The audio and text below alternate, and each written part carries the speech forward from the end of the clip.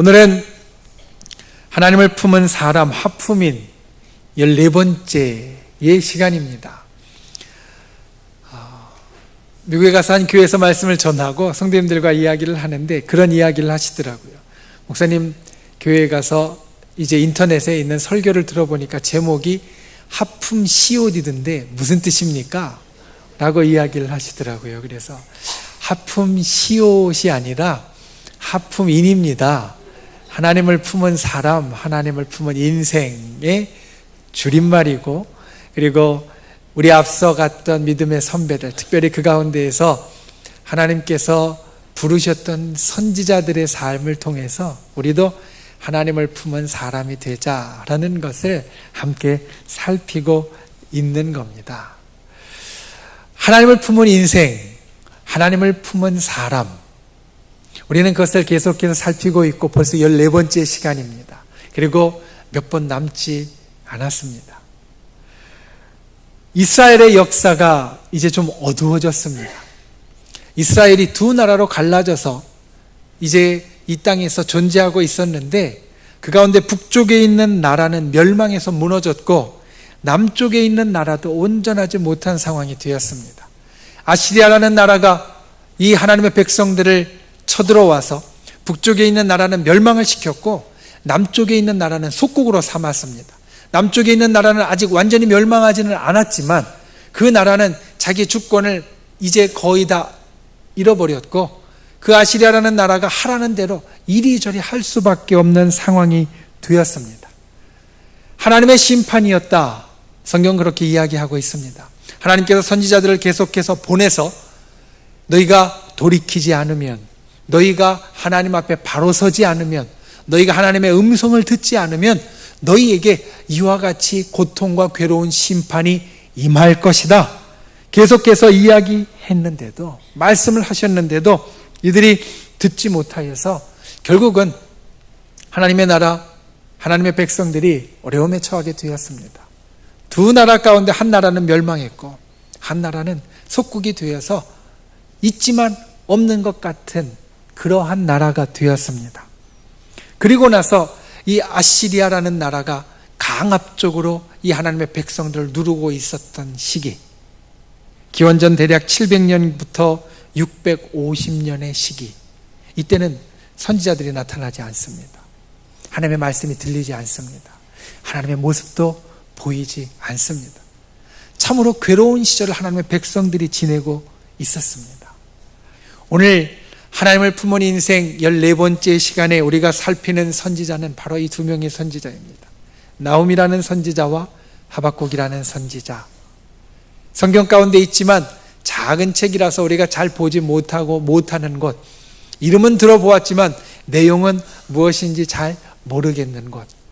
그런데 하나님께서 그 두 선지자를 통하여서 참으로 괴롭고 힘들고 고통 가운데 있던 이스라엘 나라와 그리고 하나님의 백성에게 큰 말씀을 선포하고 있습니다. 그 말씀이 오늘 저와 여러분에게도 들려지기를 주님의 이름으로 축원을 드립니다. 첫 번째, 하나님의 위로가 우리에게 있습니다. 여러분, 우리가 살면서 기억해야 될 것, 하나님의 위로가 우리에게 있다라는 겁니다. 나훔이라는 선지자, 그리고 나훔이라는 선지자를 통해서 하나님께서 선포하신 말씀은 한 군데를 위한 것이었습니다. 그것은 어디였냐면 바로 니느웨라는 도시입니다. 니느웨라는 도시는 어떤 도시냐면 아시리아라는 제국, 큰 나라의 수도였습니다. 아마 이 도시의 이름이 여러분 낯설지 않을 겁니다. 왜냐하면 이 니느웨라는 도시는 다른 선지자를 통하여서도 우리들에게 알려지고 있기 때문입니다. 당시에 하나님의 백성을 괴롭히는, 하나님의 백성을 힘들게 하고 고통 가운데 몰아넣은 아시리아라는 나라의 수도, 최고의 중심 가운데 그것에 대한 말씀을 하나님께서는 나훔 선지자를 통하여서 이스라엘 백성, 하나님의 백성들에게 해 주시고 있습니다. 나훔이라는 선지자의 이름은 나훔서가, 그리고 하나님께서 나훔 선지자를 통해서 우리들에게 무엇을 선포하여 주시는지 알려줍니다. 여러분, 나훔서 아마 읽어보시지 못한 분들이 많을 겁니다. 짧은 말씀이지만 또한 우리가 이 나훔서를 대상으로 말씀을 듣기도 쉽지 않고 또 우리가 보기도 쉽지 않기 때문에 아마 제목만 익숙하신 분들도 많을 겁니다. 그런데 이 나훔서에서 여러분들이 기억하실 것 가장 중요한 것이 바로 이것입니다. 나훔이라는 말의 뜻. 나훔서의 그 말씀을 기록한 나훔 선지자, 그 이름의 뜻이 무엇이냐면 바로 위로라는 뜻입니다. 나훔이라는 선지자는 그 선지자의 이름에서 위로라는 뜻을 갖고 있습니다. 이 나훔이라는 선지자의 이름은 여러분이 잘 아는 성경의 다른 인물의 이름과 사실 비슷합니다. 어떤 인물이냐면 느헤미야라는 인물입니다. 느헤미야라는 인물, 우리가 볼 때는 전혀 다른 이름 같지만 나훔과 느헤미야는 사실 같은 말에서 나온 겁니다. 나훔, 느헴, 이야. 느헤미야는 느헴 위로, 이는 나라는 뜻이고요. 그리고 야는 야훼 하나님, 여호와 하나님을 말합니다. 느헤미야라는 말의 뜻은 무엇이냐면 여호와는 느헤미 나의 위로가 되어지신다. 나훔이라는 말의 뜻이 바로 이 위로라는 뜻이고, 하나님께서는 이 나훔 선지자와 그리고 나훔 선지자의 말씀을 통해서 우리들에게 위로의 말씀을 선포하십니다. 고통스러울 때는 하나님이 보이지 않습니다. 괴로울 때는 하나님의 말씀이 들리지 않습니다. 이스라엘 백성들도 그러했습니다. 이 50여 년 동안 아시리아의 그 큰 압제 가운데 고통하고 신음하면서 하나님의 모습이 보이지 않았고 하나님의 소리도 들리지 않았습니다. 나훔 선지서는 그래서 제일 처음에 무엇부터 시작을 하냐면 하나님이 나타나시는 것부터 시작합니다. 나훔서는 하나님께서 나타나시는 것, 하나님께서 보여주시는 것, 하나님께서 친히 우리들 앞에 보여주셔서 말씀하시는 것부터 시작하고 있다라는 겁니다. 고통의 시대에, 괴로운 시대에 하나님의 말씀이 들리지 않은 것 같을 때, 하나님의 모습이 보이지 않는 것 같을 때 하나님께서 위로의 선지자인 나훔 선지자를 통하여 처음 하시는 것이 바로 우리들 앞에 나타나셔서 그분의 음성을 들려주시는 것이 되어진다라는 겁니다. 그리고 하나님께서 나타나셔서 하시는 말씀은 하나입니다. 저 니느웨가, 저 아시리아가 멸망할 것이다. 나훔서 1장 12절 말씀을 보면 아시리아에 대해서, 니느웨에 대해서 이렇게 말씀합니다. 비록 강하고 많을지라도 반드시 멸절을 당할 것이다. 너희를 괴롭게 하고 너희를 힘들게 하고 너희에게 고통을 주는 저 세력이 지금은 비록 강하게 보이고 지금은 비록 힘이 있게 보이고 모든 것을 다 누르고 이길 것 같이 보이지만 반드시 멸절을 당할 것이다. 그리고 그 이유는 바로 하나님의 백성의 소리를 하나님께서 듣고 계시기 때문입니다. 나훔서를 통해서 이스라엘 백성들에게도, 유다의 백성들에게도 오늘 똑같은 말씀을 하고 계십니다. 너희가 참으로 고통 가운데 아무것도 보이지 않고 아무것도 들리지 않고 아무것도 깨닫지 못하고 참으로 깜깜한 마음 가운데서 신음하고 있느냐? 그런데 내가 너희의 소리를 듣고 있다라는 겁니다. 내가 너희의 소리를 듣고 있다. 내가 너희를 보고 있다. 내가 너희를 여전히 사랑하고 있다. 성경은 하나님께서 질투하시는 하나님이라고 말씀합니다. 그런데 왜 질투하는 하나님이 되셨는지 성경은 그 이유를 이렇게 말씀합니다. 하나님이 우리를 너무나 사랑하시기 때문에, 하나님이 우리를 향하여 뜨거운 열심을 갖고 계시기 때문에, 그래서 하나님은 질투하시기까지 우리를 사랑하시고 우리를 돌보시는 분이 되어지신다는 겁니다. 우리가 비록 힘들고 괴롭고 어려워서 아무것도 보지 못하고 아무것도 듣지 못하고 하나님을 깨닫지 못하는 상황 가운데 있다 할지라도 하나님은 질투하시기까지 우리를 사랑하셔서 우리의 소리를 들으시고 또 우리를 어루만지시고 우리의 소원을 이루시는 분이 되어지신다. 아시리아가 아무리 강할지라도, 아시리아가 아무리 힘이 있을지라도 세상의 중심은 하나님께 있고 세상의 중심에서 하나님께서 주의 자녀들을 살펴주시기 때문에 하나님께서는 그의 백성들을 위로하시고 그의 백성들의 소리를 듣는 분이 되어지신다라는 겁니다. 나훔서는 하나님께서는 자기에게 피하는 자들 모두에게 선하신 분이시고 환난 날에 산성이 되시는 분이시며 모든 불의에 대해서 보복하시고 누구에게도 그분의 능력과 힘을 빼앗기지 않는 분, 그리고 그의 백성들을 살피는 분이라고 말씀하고 있습니다. 여러분, 힘들고 어려울 때에 이것을 기억하는 분들이 되시기를 바랍니다. 하나님의 위로가 우리에게 있습니다. 하나님은 결코 우리에게 귀를 닫고 계시지 않으십니다. 하나님은 결코 우리에게 눈을 감고 계시지 않으십니다. 하나님은 우리의 모든 소리를 들으시고 모든 상황을 보시고 그리고 그 가운데 사랑하는 우리를 위하여서 하나님의 그 위로와 능력의 역사를 행하고 계시다라는 겁니다. 나훔 선지자, 위로의 선지자를 통하여서 우리도 동일한 위로를 받는 분들이 되시기를 주님의 이름으로 축원을 드립니다. 아무리 힘들고 어려운 상황에서도 하나님은 우리를 살펴주십니다. 우리를 위로해 주십니다. 우리를 위하여 역사해 주십니다. 우리의 삶에 특별히 괴롭고 어려울 때에 이와 같은 하나님의 위로를 경험하는 저와 여러분 다 되실 수 있기를 주님의 이름으로 축원을 드립니다. 두 번째로, 언제나 하나님께 집중해야 합니다. 나훔 선지자가 하나님이 언제나 위로를 위로해 주신다라고 선포했다라고 한다면, 나훔에 뒤이어서 하나님의 말씀을 선포했던 선지자가 하박국인데, 하박국은 또한 비슷하지만 다른 말씀을 우리들에게 알려주고 있습니다. 하박국이라는 말의 뜻은 손을 모으다 껴안다라는 동사에서 비롯되었다라고 말합니다. 우리가 손을 모으는 것은 어떤 행동이냐면, 어떤 사람을 껴안을 때 그 뒤에서 우리가 손이 모이는 것을 말합니다. 그리고 하박국이라는 이름은 바로 하나님께서 우리를 그와 같이 껴안으시는 분, 우리를 그와 같이 품에 안으시는 분, 우리를 달래주시고 우리로 낫게 하시고 우리에게 힘을 주시는 분. 하박국이라는 이름은 그와 같은 뜻을 그 속에 담고 있습니다. 나훔 때에는 아시리아 때문에 힘들었다라고 한다면, 하박국 선지자 때에는 하나님의 백성들이 바빌로니아 때문에 힘들게 되었습니다.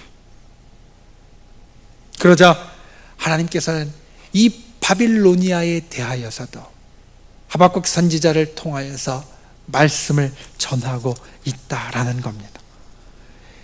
하나님의 말씀의 초점이 아시리아에서 바빌로니아로 옮겨갔는데, 하나님께서 행하신 일을 하박국은 다음과 같이 말하고 있습니다. 하박국서 1장 6절 말씀에 보면 아시리아에 대해서 하나님이 심판하셨다는 것을 말씀하시면서 내가 사납고 성급한 갈대아 사람을 일으켰다. 갈대아 사람은 바빌로니아 사람을 말합니다. 바빌로니아 사람을 내가 일으켜서 사납고 성급한 그들을 통하여서 아시리아를 심판했다. 그런데 1장 11절 말씀에 보니까 그들 역시 급히 몰아 지나치게 행하여 범죄하니, 바빌로니아도 급히 몰아 지나치게 행하여 내 앞에 범죄하니 내가 그들의 죄악을 물을 것이다. 내가 그들의 죄악을 물을 것이다. 하나님께서는 하박국 선지자를 통하여서 또한 이와 같이 말씀하고 계시다라는 겁니다. 하박국 선지자의 때도 어려운 때였습니다. 괴로운 때였습니다. 하박국이라는 선지자는 다른 선지자들과 좀 특별한 면이 있습니다. 우리가 이제까지 선지자들을 살피면서 하나님이 이 선지자들을 어떻게 쓰셨는지 여러분들에게 여러 번 이야기를 드렸습니다. 자기 일을 하고 있을 때 어떤 사람은 목자로서 일하고 있고, 어떤 사람은 제사장으로 일하고 있고, 어떤 사람은 관료로서 일하고 있을 때 하나님이 갑자기 부르십니다. 그리고 그를 들어서 하나님의 말씀을 선포하는 선지자로 쓰셨습니다. 이게 선지자들이 하나님의 부름을 받아서 하나님께 쓰임받는 일반적인 통로였습니다. 일반적인 상황이었습니다. 자기도 기대하고 있지 않은데, 자기도 알지 못하는데 하나님이 갑자기 불러서 하나님의 말씀을 주셨다는 겁니다. 그런데 하박국 선지자는 좀 특별합니다. 하박국 선지자는 다른 예언자들처럼 준비가 안 된 상태에서 갑자기 하나님의 말씀을 받는 것이 아니라 하나님의 말씀을 기다리고 질문과 기도로 하나님께 매어 달렸던 선지자였다라는 겁니다. 하나님께서 부르시기 전에 이미 하나님 앞에 먼저 매어 달리고 있었습니다. 하박국서 1장 13절 말씀을 보면 하박국이 하나님 앞에 먼저 이렇게 이야기합니다. 어찌하여 거짓된 자들을 방관하시며 악인이 자기보다 의로운 사람을 삼키는데도 잠잠하시나이까. 그리고 하박국서를 읽다 보면 다른 선지서들과 다른 것이 있습니다. 그것은 무엇이냐면 다른 선지서들은 하나님께서 들려주시는 말씀, 하나님께서 보여주시는 환상을 그냥 받아 적듯이 기록하고 있다라고 한다면 하박국서는 하나님과 하박국 선지자가 서로 대화하고 있다는 겁니다. 아니, 하박국 선지자가 계속 이렇게 묻습니다. 하나님, 이것은 어떻습니까? 왜 이렇습니까? 왜 이렇게 됩니까? 괴롭고 힘들었기 때문에 하박국 선지자가 계속 하나님 앞에 먼저 이야기합니다. 왜 가만히 계십니까? 왜 그냥 두십니까? 왜 우리가 이렇습니까? 그때 하나님께서 주시는 말씀, 그것이 바로 오늘 우리가 살피는 말씀과 그리고 그 앞에 있는 말씀입니다. 하나님께서 그와 같이 질문하는 하박국 선지자에게 말합니다. 내가 너희를 지금 괴롭게 하고 힘들게 하는 이 바빌로니아를 분명하게 심판할 것이다. 내가 지금 너에게 있는 이 고통과 괴로움과 힘든 것을 절대로 그냥 보아 넘기지 않을 것이다. 그런데 오늘 우리가 읽은 말씀 그 앞에 있는 2장 3절 말씀을 보면 이렇게 시작하고 있습니다. 이 묵시는 정한 때가 있나니. 그런데 내가 분명히 이것을 그냥 내버려 두지 않고 내가 이것을 분명히 심판하고 내가 이것을 분명히 해결하고 그 가운데 역사할 것인데 그것은 정한 때가 있다라는 겁니다. 여러분, 우리가 괴롭고 힘들 때 기억해야 될 것, 정말로 주님 앞에 기도하고 또 정말로 주님 앞에 우리가 하고 싶은 말이 많고 하나님의 큰 일들을 기대할 때 기억해야 될 것, 하나님께서 우리를 위로해 주시고 하나님께서 분명히 그분의 역사를 이루어 주시는데 정한 때가 있다라는 겁니다. 그리고 나서 오늘 우리가 읽은 말씀 2장 4절의 말씀이 나옵니다. 2장 4절은 구약 성경에서 가장 유명한 말씀 가운데 하나입니다. 2장 4절 말씀, 특별히 하반절 말씀은 이렇게 우리들에게 말씀하고 있습니다. 의인은 그의 믿음으로 말미암아 살리라. 의인은 그의 믿음으로 말미암아 살리라. 이 말씀은 성경에서 아주 유명한 말씀입니다. 보통 성경의 유명한 말씀은 한 군데서 끝나는 것이 아니라 다른 데서 한두 번 정도 더 인용됩니다. 그런데 이 말씀은 3번이나 더 인용이 되고 있습니다. 지금 우리가 본 의인은 믿음으로 말미암아 살리라는 하박국 2장 4절의 말씀은 로마서 1장 17절과 갈라디아서 3장 11절과 히브리서 10장 38절 말씀에 거듭 다시 반복되어 인용되고 있습니다. 이것은 이 말씀이 참으로 우리들에게 중요한 말씀이기 때문입니다. 이 말씀과 똑같지는 않지만 예수님도 이 땅에 오셔서 행하실 때 사실 이 말씀을 계속 거듭 말씀하셨습니다. 하나님, 예수님 앞에 문제를 갖고 왔던 사람들, 병을 갖고 왔던 사람들, 괴로움을 갖고 왔던 사람들, 그들에게 예수님께서 하신 말씀은 바로 이것이었습니다. 너의 믿음이 너를 구원했다.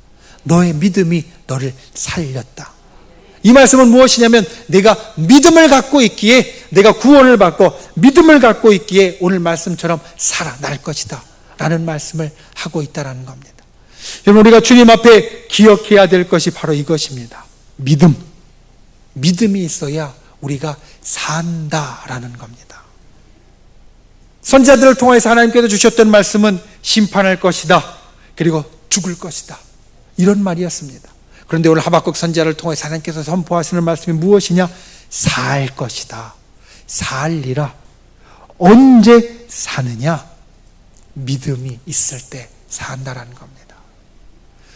하박국서에는 오늘 우리가 함께 보는 2장 4절 말씀과 함께 또 하나의 유명한 말씀이 나옵니다. 하박국서를 읽어보신 분은 아마 이 2개의 말씀은 분명하게 기억하실 겁니다. 지금 우리가 함께 봉독한 말씀, 오직 의인은 그의 믿음으로 말미암아 살리라라는 말씀과 3장 17절부터 나오는 말씀, 아니, 이 말씀은 몰라도 여러분 찬송으로 이것을 기억할 겁니다. 하박국서 3장 17절부터 19절 상반절까지는 다음과 같은 말씀이 있습니다. 비록 무화과 나무가 무성하지 못하며 포도나무에 열매가 없으며 감람나무에 소출이 없으며 밭에 먹을 것이 없으며 우리의 양이 없으며 외양간에 소가 없을지라도 나는 여호와로 말미암아 즐거워하며 나의 구원의 하나님으로 말미암아 기뻐하리로다. 주 여호와는 나의 힘이시라. 나의 발을 사슴과 같게 하사 나를 나의 높은 곳으로 다니게 하시리로다. 무화과 나무가 무성하지 못하고 포도나무에 열매가 없어도 감람나무에 소출이 없고 밭에는 먹을 것이 없고 저 우리에는 양도 없고 외양간에는 소가 없어도 나는 기뻐하고 즐거워할 것이다. 나는 여호와 앞에 나의 노래를 부를 것이고 내가 힘을 얻을 것이다. 왜? 믿음이 있으니까. 지금은 때가 아니지만 하나님께서 정한 때에 하나님께서 그와 같이 놀라운 일을 이루시리라는 믿음이 있으니까 나는 지금 열매가 없어도 기뻐할 수 있고 먹을 것이 없어도 즐거워할 수 있고 힘이 없어도 힘을 낼 수 있다라는 겁니다. 하박국 선지자를 통해서 주님께서 주시는 말씀이 바로 이것입니다. 믿음으로 살리라. 하나님께 집중하는 자 믿음으로 살리라. 믿음으로 우리가 소망을 갖고 믿음으로 지금 없어도 기뻐할 수 있고 부족해도 즐거워할 수 있고 약해도 힘을 얻을 수 있다라는 겁니다. 그와 같이 하나님께 집중하고 힘들고 어려울수록 더욱더 소망의 믿음을 갖는 저 여러분이 다 되실 수 있기를 주님의 이름으로 축원을 드립니다. 말씀을 맺습니다. 임마누엘 칸트라는 유명한 철학자, 사회적으로 살아가는 사람을 두 부류의 사람으로 나누었습니다. 어떤 사람으로 나누었느냐? 반사적으로 사는 사람과 응답적으로 사는 사람이 있다라는 겁니다. 처음 볼 때는 똑같은 말 같이 보입니다.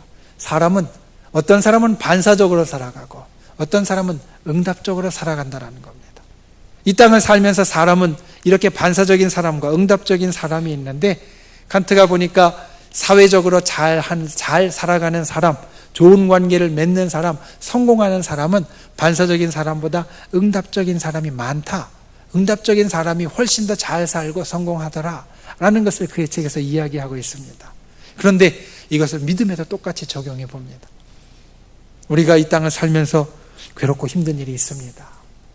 참으로 모든 것이 다 없어졌을 만한 깜깜한 때가 있습니다. 그럴 때 반사적인 사람은 어떻게 이야기합니까? 야, 하나님 왜 이럽니까? 하나님 도대체 왜 이럽니까? 내가 왜 이렇게 힘듭니까? 괴롭습니까? 불만을 토로할 겁니다. 그런데 응답적인 사람은 어떠합니까? 오늘 나훔과 하박국 같이 나의 괴롭고 힘든 것, 나를 참 사랑하는 하나님도 같이 힘들어 하시고 나를 품에 안고 위로해 주시며 무엇보다 이 힘들고 어려운 것에 하나님께서 소망의 믿음을 주셔서 반드시 해결해 주시고 반드시 내가 이것을 이겨 나갈 수 있다라고 고백하는 사람이 된다는 겁니다. 여러분 이 땅에 살면서 어떤 사람이 되시겠습니까? 반사적인 사람이 되시겠습니까? 아니면 응답적인 사람이 되시겠습니까? 진실로 하나님의 위로를 힘들고 어려울 때일수록 느낄 수 있는 분들이 되시기를 바랍니다. 그리고 괴롭고 고통스러울수록 주께서 우리들에게 주시는 믿음의 소망을 갖는 분들, 그래서 무화과 나무가 없고 포도나무에 열매가 없고 외양간에 소가 없어도 즐거워하고 기뻐할 수 있는 분들, 그 소망을 볼 수 있는 분들 다 되실 수 있기를 주님의 이름으로 축원을 드립니다.